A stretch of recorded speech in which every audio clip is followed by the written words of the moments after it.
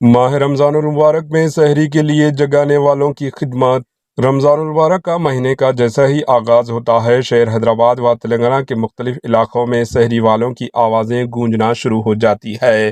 یہ رمضان میں سحری کے لیے عوام کو جگاتے ہیں۔ انہیں سحری والے بھی کہا جاتا ہے۔ یہ لوگ سڑکوں پر گھوم کر لوگوں کو سحری کے لیے جگاتے ہیں۔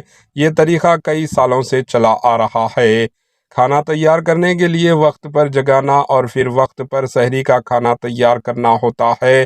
روایتی ڈھول یا لوہے کے ڈبے کو اٹھاتے ہوئے اور اسے جگانے کے نعرے لگاتے ہوئے سحری والے کالونی و گلی کوچوں کی سڑکوں پر نکل آتے ہیں۔ حیدرآباد میں چند سحری والے رمضان کے مقدس مہینے میں لوگوں کو جگانے کے لیے مائکروفون اور آڈیو سسٹم کا استعمال کرتے ہیں۔